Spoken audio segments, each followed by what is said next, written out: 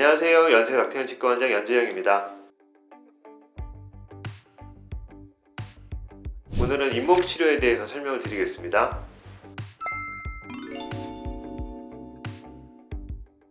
잇몸 치료는 치주 질환이 진행된 경우에 치아 주변에 있는 염증이나 치석 이런 것을 적극적으로 제거하는 치료라고 말씀드릴 수가 있고요. 스케일링은 잇몸이 건강하신 분들, 치아 주변에 있는 치태나 치석을 제거하는 것을 치석 제거술, 즉 스케일링이라고 말씀드리고 있습니다. 그래서 이 두 가지의 차이점은 스케일링은 많이들 받아보셨겠지만 잇몸 질환을 예방할 수 있는 가장 좋은 치료 중에 하나이고, 또 치석이나 치태가 정기적으로 제거가 되면 충치 예방에도 좋은 효과가 있기 때문에 성인이 된 분들은 무조건 1년에 한두 번 이상은 스케일링 받으시는 것을 추천을 드립니다. 여기서 좀 더 진행이 돼서 잇몸 질환이 진행이 되면 주변에 잇몸이나 치조골이 소실될 수가 있는데, 이렇게 잇몸이나 치조골이 소실이 되면 스케일링만 가지고 치아 주변에 있는 치태나 치석을 다 제거할 수가 없기 때문에 잇몸 치료라고 하는 추가적인 치료 방법이 필요하시게 됩니다. 그래서 치주 질환이 진행된 경우, 즉 잇몸이나 치조골이 파괴가 되기 시작한 분들은 스케일링 이외에 좀 더 깊은 치료인 잇몸 치료를 받으셔야 됩니다.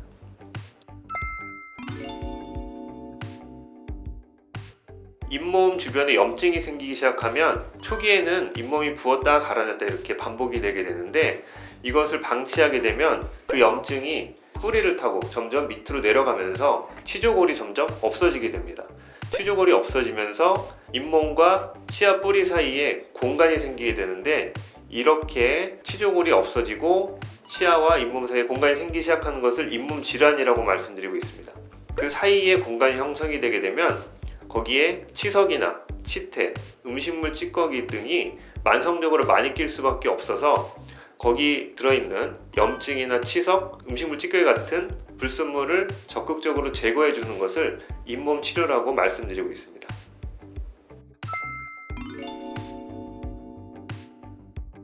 잇몸 치료의 종류는 세 가지로 크게 나눌 수가 있습니다. 첫 번째, 치근 활택술입니다.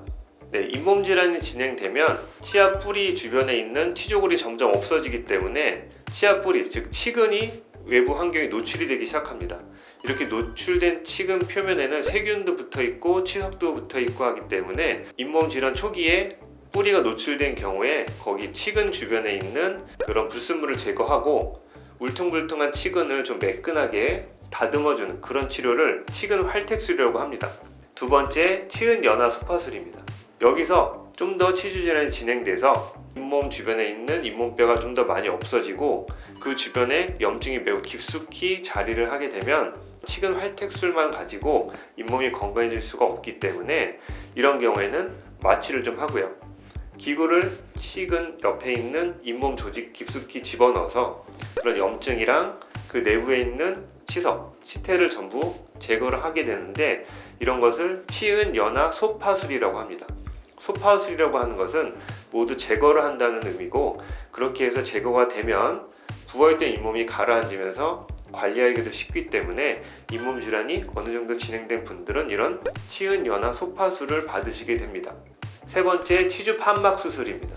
여기서 이제 치아 뿌리 주변에 좀 복잡하게 구성이 되어 있는 경우에는 일반적인 치은 연화 소파술만 가지고 다 염증을 제거할 수가 없기 때문에 잇몸을 실제로 치조골에서 분리를 해서 연 다음에 치조골이랑 치아 뿌리 등을 보면서 직접 불순물을 제거하는 경우가 있는데, 이런 것을 치주 판막 수술이라고 합니다.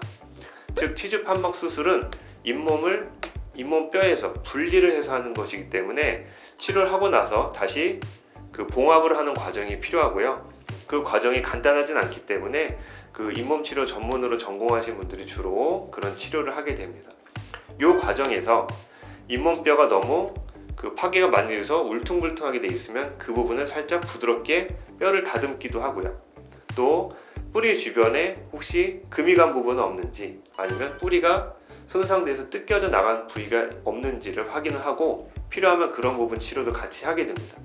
또 잇몸뼈가 국소적으로 없어져서 웅덩이처럼 파여 있는 곳이 있으면 거기에 잇몸뼈 재생을 위해서 엠도게인이나 인공뼈 이식 같은 것을 병행해서 하는 경우도 있죠. 즉 치주 판막 수술, 잇몸을 절개해서 열어서 하는 수술은 그런 국소적으로 잇몸뼈, 치주가 많이 안 좋으신 분들은 검진을 한 다음에 이런 치주 판막 수술과 치조골 재생 수술을 같이 하는 경우도 많이 있습니다.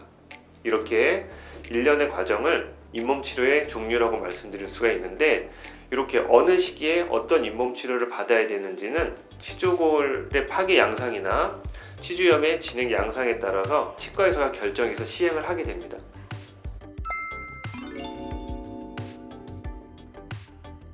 네, 그래서 잇몸 치료 비용을 걱정하시는 분들이 많이 계신데, 크게 걱정하지 않으셔도 되는 게, 잇몸 치료 비용은 거의 대부분 건강보험이 적용이 되기 때문에 본인 부담금을 그렇게 많이 부담하지 않으셔도 됩니다. 요지는 그렇게 부담되는 금액은 아니시기 때문에 그런 금액을 좀 투자하셔서 잇몸 건강을 지키시는 것을 추천드립니다.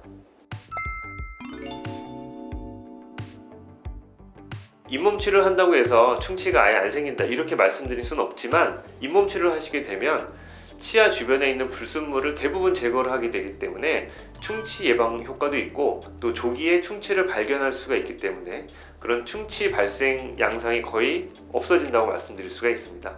오늘은 잇몸 치료의 몇 가지 방법에 대해서 설명을 드렸는데요.